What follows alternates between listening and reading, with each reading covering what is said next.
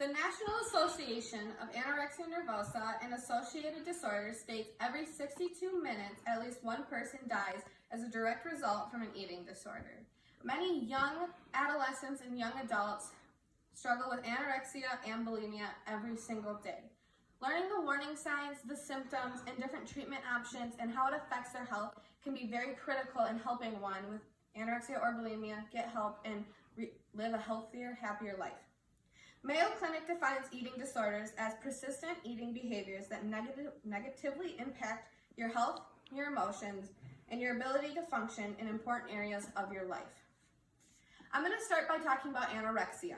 Melinda Smith and Jean Siegel describe different subtypes as weight loss is achieved by restricting calories or by vomiting or using laxatives. So people who battle with anorexia, they can either restrict their calories, and that's it, and some restrict their calories while still vomiting up the food that they do eat.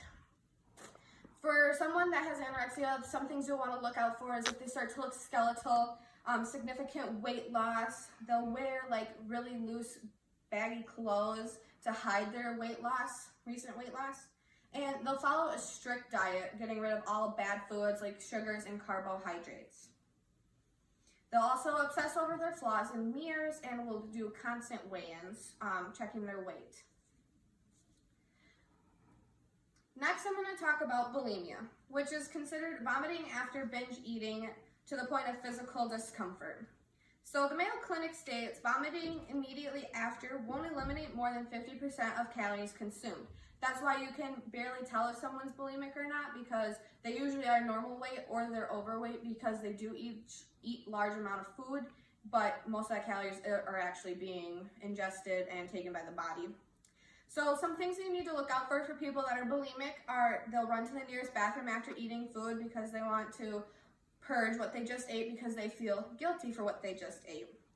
Vomit also creates a really strong odor that can stand around the person or in the bathroom if you use it right after someone does. Also, swollen cheeks just from all the acid that is constantly coming up through their mouth and their throat. And cuts and scars on the knuckles just from making themselves purge. They can cut themselves with their teeth on their hands. So the biggest thing about bulimia is that they struggle with the binge purge cycle where they control their diet, they can restrict calories, and then they'll get so hungry that they'll just binge eat a lot of food all at once. And then they'll get guilty that they let themselves eat that much food, and then they will purge to make up for it, and the cycle just starts all over again. So next I want to talk about the different health risks that anorexics and bulimics face every day. Anorexia is a little bit more severe than bulimia, but we'll start with anorexia.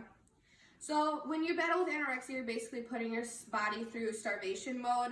Your organs will start to be affected and can even start to shut down. Your bones will become really weakened and brittle, and your hormone levels will be affected and will become lower too. Many women who are anorexic will lose their periods because of it. Their immune system will become weakened just because they don't have much going for them. Like their body doesn't have a lot of energy to work on fighting off infection. It's just maintaining to stay alive right now. So Catherine Sylvia and Robin Lasser, they created a webpage for sufferers to share their stories with other people. So it's essentially like a blog. And Lori states that she was hospitalized for anorexia and that they found out her heartbeat was too slow. She developed hypothermia because she was too thin. She didn't have enough fat around her. She didn't have enough fat on her body to maintain warmth, and her liver had deformities.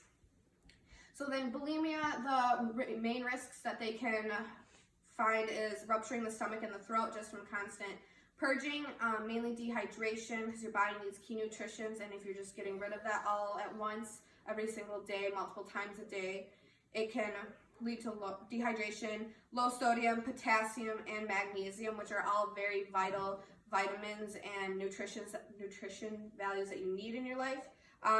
Sodium, potassium, and magnesium cause muscle cramps, weakness, and diarrhea. So those are having healthy levels of that prevent all of that from happening. So then there's various treatment options for both eating disorders, but if one battles with anorexia, hospitalization is the first step in recovery, just because you want to fix their physical well-being, put them in a healthier state, get some more fat and tissue on them basically, try to fix their hormones, get them good meals, caloric intake, and then they'll be observed by a psychologist, and they will be evaluated on like how they view food and their emotions and how they all handle it together. So then you'll go on to therapy and counseling, which deals with those feelings and how to eat healthy and look at food in a good way instead of like looking at it as a bad thing and something you need to restrict yourself from. And then after all of that, you'll go to some like nutrition counseling where you'll learn how to exercise correctly and healthy and learn key nutritions that your body needs every day and how to eat healthy. So in conclusion, Doreen Bierson, PhD, states eating disorders are often a symptom of extreme emotional distress and develops out of an attempt to manage emotional pain, stress, and or self-hate. So researchers have been trying to find a cure for eating disorders, whether it's behaviors, genetics, brain function, social media, mental illnesses. All of those play a key role in why one can develop an eating disorder, but it's not exactly known. And it affects both males, females of all ages. We'll look right here. 95% of eating disorders cases occur in people ages 12 through 25. So prime time right now for us college students. And then 25% are male and 75% are female. So it does affect males, but not as greatly as females, but it still does happen. So with anorexia and bulimia, the first stage of getting healthy is realizing they have a problem and like wanting to get health. It's just like an addiction. You have to want to get help to maintain a healthy body weight and like save yourself. With the help of positive support from family members and friends, and it is possible. It can be very scary and overwhelming, but curing the disease and maintaining healthy weight and having a good support system at home can lead to a healthier, happier life.